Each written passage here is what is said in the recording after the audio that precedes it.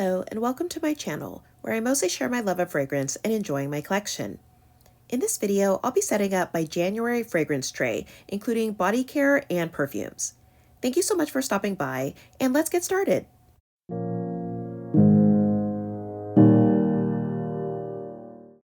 I wanted to resume making fragrance tray videos this year to help me focus on new items in my collection, as well as scents that I've been neglecting. I love watching these types of videos because it reminds me of fragrances that I've forgotten about or might want to add to my collection. These won't be the only fragrances I'll use during the month, but I will try to focus on them, and I'll likely grab one of these when I need to pick something quickly.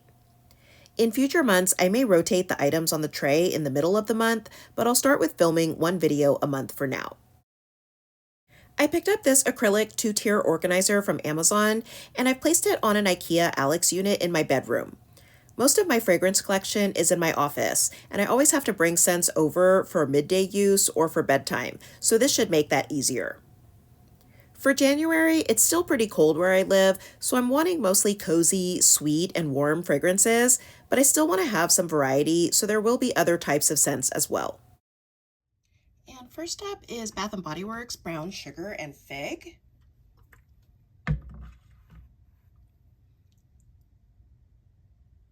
And this has notes of fresh fig, coconut milk, and caramelized brown sugar. And this one came out for a semi-annual sale, and it's all creamy, milky sweetness combined with delicious sugary fig.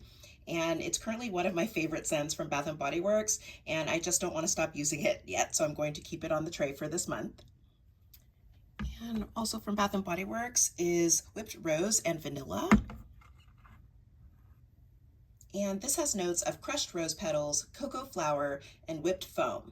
And this was also released for a semi-annual sale, and I really like it. It smells like a latte with sweet cream and a soft rose. And then there is Snowflakes and Cashmere, also from Bath & Body Works.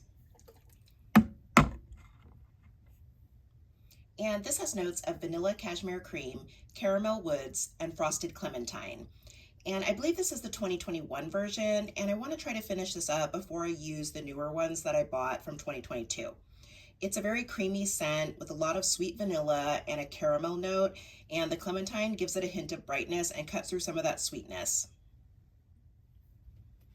And then pulling out an old favorite in the Stars from Bath & Body Works.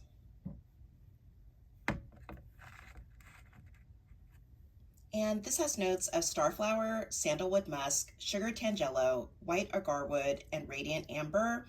And I had just bought a bunch of In the Stars pocket bags at the semi-annual sale, and they just reminded me how much I love this scent. And since I hadn't worn it in a while, I wanted to pull it out.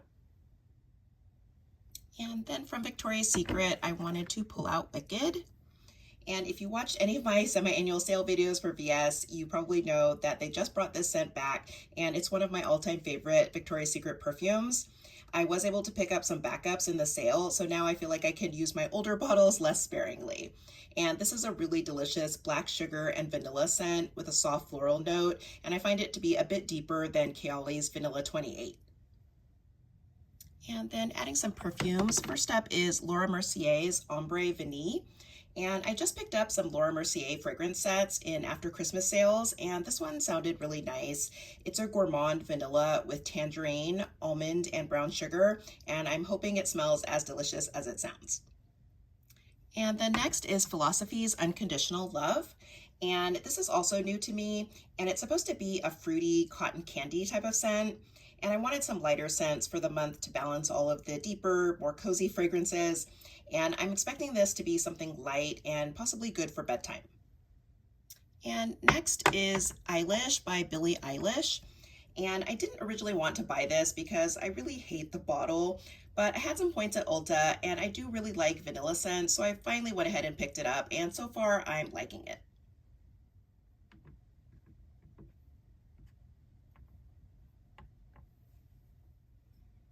And next up is Starlit Mandarin and Honey from Jo Malone.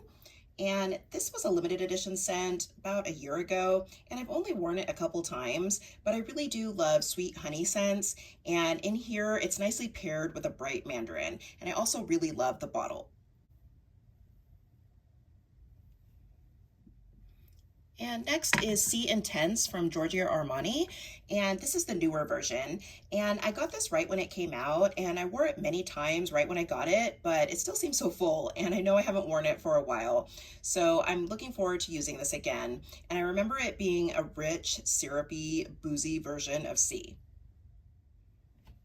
And last for this shelf is Milk Minus from Commodity. And this is a sweet, powdery marshmallow scent. And I've mostly been using the expressive version, so I wanted to try this personal version a little bit more because I remember really liking it when I first reviewed it, and I want to give it some love. And then moving on to the top shelf, I'm starting with Victoria's Secret's Vanilla Sparkle.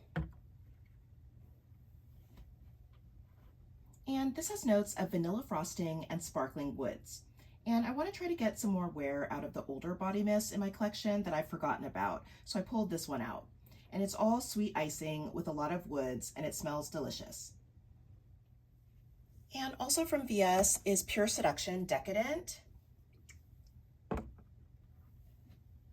And this has notes of berry chantilly and winter plum, and it's basically a deep, fruity scent mixed with a lot of cream. And the last body care set I have is Warm and Cozy Sugared from VS Pink. And this has notes of sugar plum, cozy vanilla, and frosted mistletoe. And I really love Warm and Cozy, and this is my favorite flanker of it. It's a sweeter, more sugary version that feels ultra cozy, and I love it, especially in winter. Then I have some more perfumes, and first is Dulce by Rosie Jane.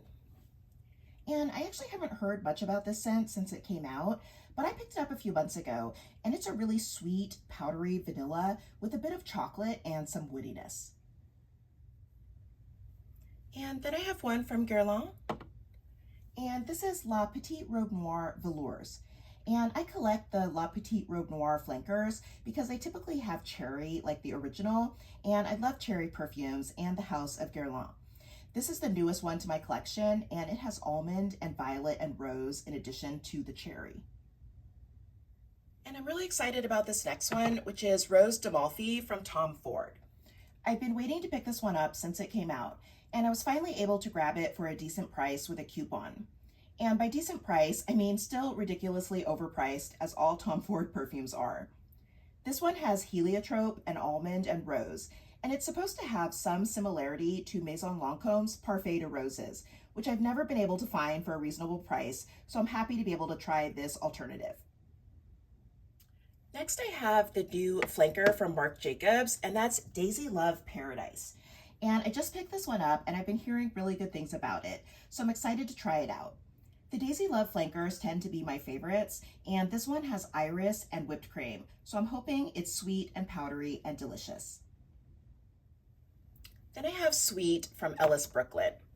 And this one I also just picked up, and I haven't tested it yet. It has orris and violet and heliotrope, as well as marshmallow, which are all notes that I love, so I hope that it lives up to its name. And the next one is Mojave Ghost from Byredo. And I bought this during Black Friday sales because Byredo is a house I've been wanting to try. I already have the Mojave Ghost version of the Ways leave-in conditioner, and it smells so good, so I'm hoping that the perfume is pretty similar. It has ombrette and violet, and I'm hoping it's light and fresh and powdery.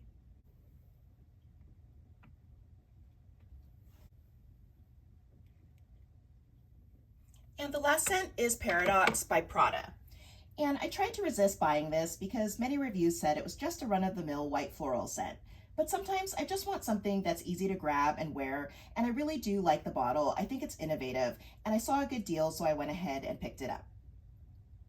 So that's it for my January fragrance tray.